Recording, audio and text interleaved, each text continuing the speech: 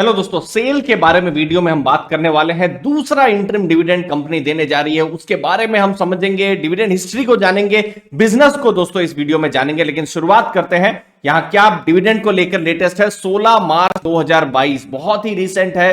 16 मार्च जिस दिन board meeting होगी और सेकेंड इंटरिम डिविडेंड यहां पर कंसीडर होने वाला है सेल की तरफ से, और 29 मार्च यहां पर रिकॉर्ड डेट है। अब ये सेकेंड इंटरिम डिविडेंड क्यों है?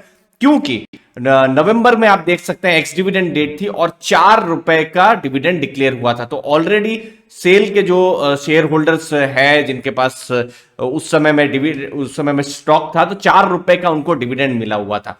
फिर हम अगर 2020-21 का फाइनेंशियल ईयर देखें तो 2 बार डिविडेंड उन्होंने दिया हुआ था, 1 रुपए और 1 रुपए 80 पैसे का। दैट मीन्स 2 रुपीज 80 पैसे का।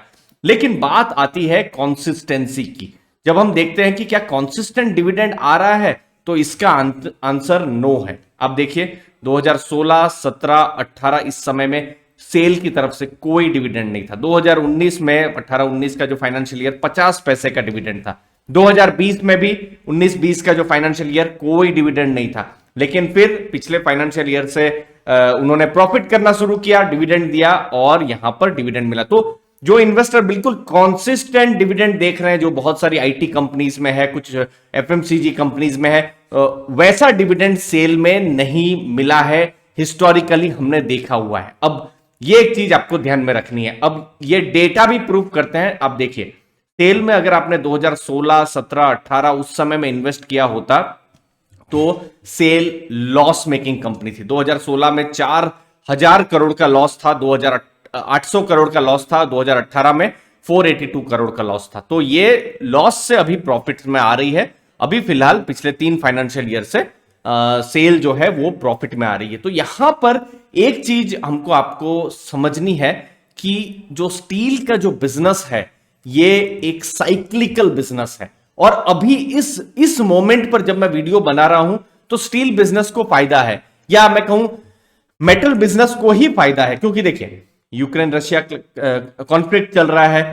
यहां पर मेटल्स, अलग अलग मेटल्स ले लीजिए, चाहे वो स्टील हो, एल्यूमिनियम हो, निर्यात करता है एल्यूमिनियम खासकर रशिया निर्यात करता है। स्टील रशिया और यूक्रेन दोनों ही निर्यात करते हैं और दोनों में ही अभी प्रॉब्लम चल रही है। तो स्टील के प्राइसेस बढ़ रहे हैं, सप्लाई क्रंच हो रहा है। तो कहीं ना कहीं फायदा हो सकता है स्टील कंपनी को। लेकिन यही 10 दिन 15 दिन या फिर मैं कहूं कुछ दिनों पहले, 20 दिन पहले भी ये वीडियो बना रहा होता तो बहुत ज्यादा नहीं हो रहा होता सिचुएशन, तो फिर स्टील पर किसी की भी नजर नहीं थी। तो इसीलिए ये रिस्क को ध्यान में रखना है।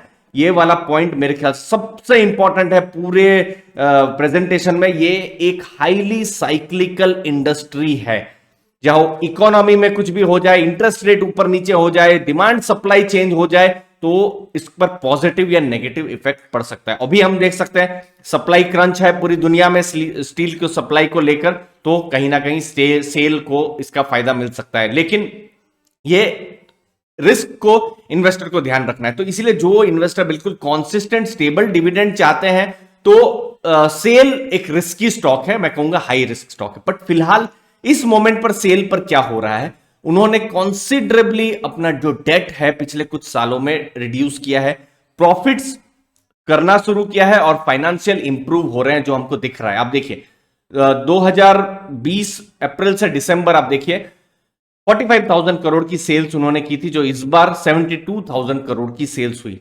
उस समय में आप देखिए 9 महीने में 1864 करोड़ का प्रॉफिट किया था, जो इस बार 406 करोड़ का, सॉरी, उन्होंने प्रॉफिट किया था। प्रॉफिट आफ्टर टैक्स 406 करोड़ का उन्होंने किया था, और इस बार का प्रॉफिट आप देखिए 9,600 करोड़ के आसपास प्रॉफिट है। तो आप देख सकते हैं कि किस हिसाब से लगभग 20 गुना प्रॉफिट बढ़ा है अप्रैल से दिसंबर 2020, जहां 406 करोड़ का प्रॉफिट था, और अप्रैल से दिसंबर 2021 जहां पर 9,600 करोड़ का प्रॉफिट। तो अभी तो बहुत ही, एक मैं कह सकता हूं, सुपर मेटल साइकिल चल रही है, सुपर यहां पर स्टील साइकिल चल रही है, और उसका सीधा फायदा हमको देखने को मिल रहा है सेल पर, जहां पर सेल्स भी बढ़ रही है। यहां पर हमको देखने को भी मिल रहा है कि किस हिसाब से जो उनके एबिटा जो है वो बढ़े हैं, मार्जिन जो है वो अच्छा हो रहा है, और वही क्वार्टर ऑन क्वार्टर भी हमको ट्रेंड देखने को मिल रहे हैं दोस्तों। तो ये कुछ इंपॉर्टेंट चीजें हैं कि ये साइक्लिकल बिजनेस है।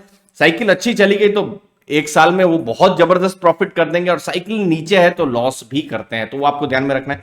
दूसरी चीज है सेल में जो अभी कुछ अच्छा हो रहा है वो है डेट टू इक्विटी, डेट कम हो रहा है। 1.18 का डेट टू इक्विटी रेशियो था 2019 में जब फाइनेंशियल ईयर खत्म हो रहा था, और 2021 में अक्टूबर से दिसंबर, मतलब दिसंबर एंड में वही डेट टू इक्विटी 0.42 हो गया। तो डेट जो है वो कम हो रहा है, सेल का हमको देखने को मिल रहा है। नेट डेट टू एबिटा देखिए, मतलब कंपनी 1 रुपया कमा रही थी लेकिन 4 रुपया का पहले लोन था उनके ऊपर, 4 रुपया 24 पैसे का, जो अभी घट गया है। अभी लोन 80 पैसे का है और कंपनी 1 रुपया कमा रही है।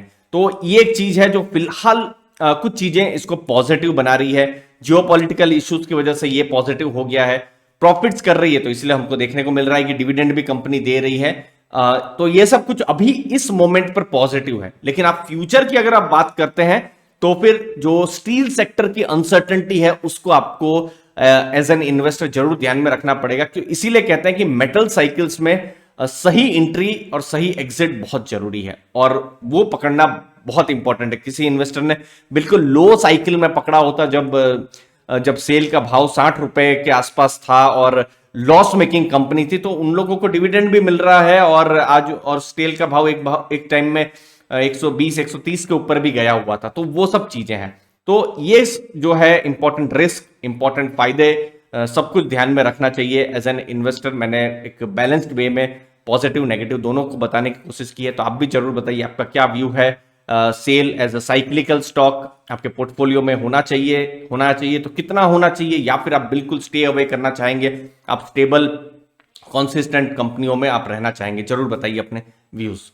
थैंक यू आपके समय के लिए। थैंक यू वेरी मच दोस्तों।